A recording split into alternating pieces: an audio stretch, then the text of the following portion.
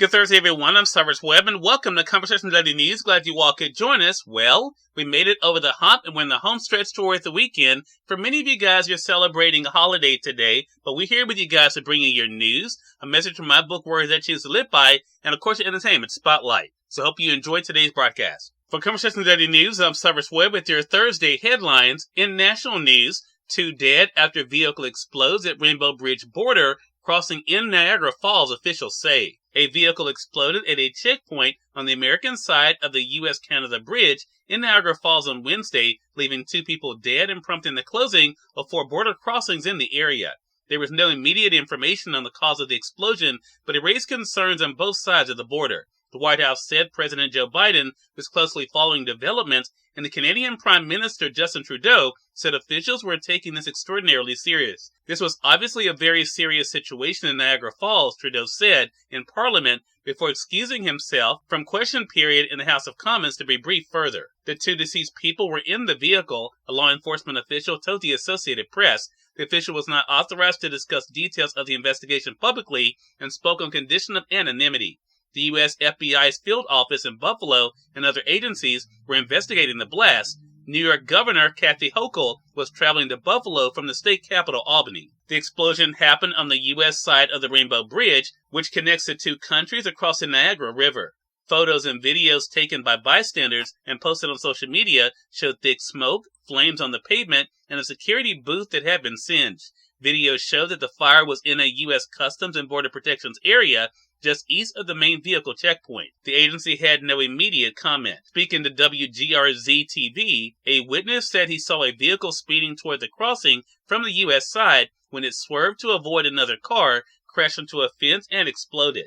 All of a sudden, he went up in the air, and then it was a ball of fire like 30 or 40 feet high, the witness said. I never saw anything like it. The Niagara Falls Bridge Commission called the incident a serious car crash. From inside Niagara Falls State Park, one individual said she saw a huge plume of black smoke rise up over the border crossing, roughly 50 yards away from the popular tourist destination. The witness told the Associated Press in a message that police arrived soon after, urging visitors to disperse as they begin cordoning off the road. In international news, Israel-Hamas 4-day truce starts today. Netanyahu vows war will keep going after.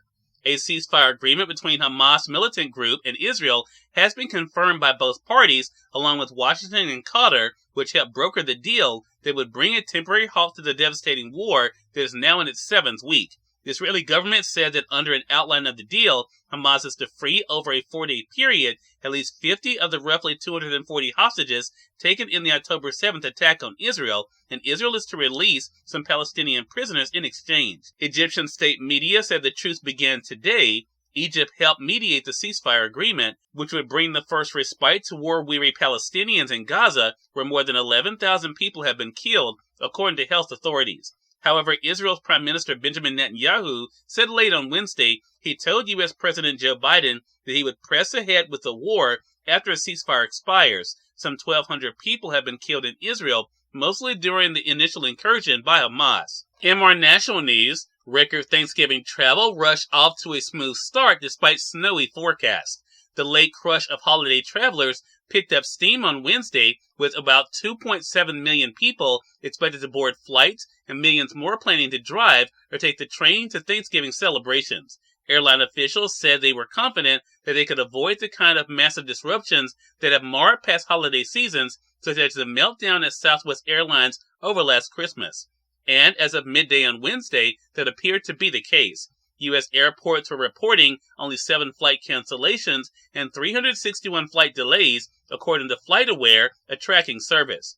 Buffalo Niagara International Airport in New York said it was checking all vehicles arriving at the airport and performing additional security screenings after a car exploded at a nearby checkpoint on the U.S.-Canada border. But the airport remained fully operational. All 4 border crossings in the area were closed, the Niagara Falls Bridge Commission said. And finally, in business news, Wall Street gains ground, led by travel-related companies. Stocks rose on Wall Street Wednesday, led by big gains in travel-related companies as energy prices dropped. The S&P 500 rose 0.4% and remained on track for a modest gain in the holiday-shortened week ahead of Thanksgiving holiday in the U.S. The Dow Jones Industrial Average rose 178 points, or 0.5%, to 35,266, and the Nasdaq rose 0.6%. Crude oil prices sank 4% after OPEC said it would postpone its latest conference to next week. Cyrus Webb, Conversations Daily News. It's on time for a message from my book, Words I Choose to Live By. Enjoy. Good Thursday, everyone. I'm Cyrus Webb, and welcome to Words I Choose to Live By. Today, choose to focus on who you are today instead of the person you used to be. Choose to walk in greatness, not in regret. Today, choose happiness. Have an amazing Thursday. We are part of my conversation coming up with Angela Martin, the owner of Simply You Jewelry Boutiques, in today's Entertainment Spotlight. Stay with us. You're listening to Conversations Daily News.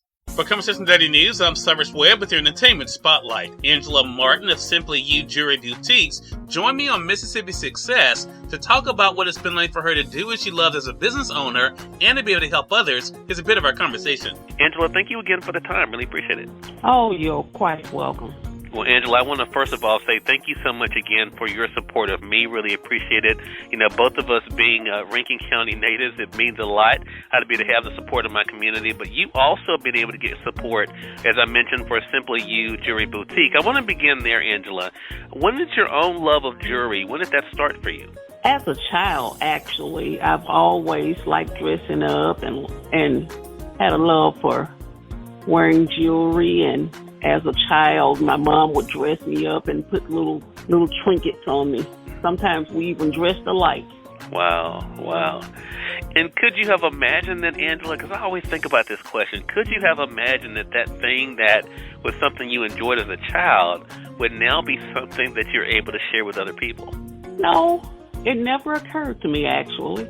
As a child, I just assumed I would be working a regular job like I saw everyone else doing. And I think a lot of people can relate to that, too. So that brings up this question then, Angela. What made you say that you didn't have to do what everyone else did? And again, I tell people all the time, I have worked, for other people, so definitely there's nothing wrong with having a job. But what made you say that you didn't have to go that route, that you could be able to start your own business? Well, it's true, Cyrus. You don't have to go that route, but I enjoy being my own boss, number one. And like I said, I've always had a love for jewelry. And now you're able to share that. So for people who are just now finding out about Simply You Jewelry Boutique, talk to us about the business, Angela, and exactly how you're able to service your customers. Well, I am an independent consultant with Paparazzi Accessories. And Simply You Jewelry Boutiques, that's boutiques with an S, is my own personal site. And we sell inexpensive jewelry at a reasonable cost. And we have everything you need to look great. Cyrus Webb, Conversations Daily News. We thank you all for tuning into this edition of Conversations Daily News, but let's get on tomorrow to wrap up this week. Until then, I'm your host, Cyrus Webb, saying as always, enjoy your day, enjoy your life, enjoy your world. Thank you all for choosing Conversations Daily News today. Now let's go make today amazing. Take care.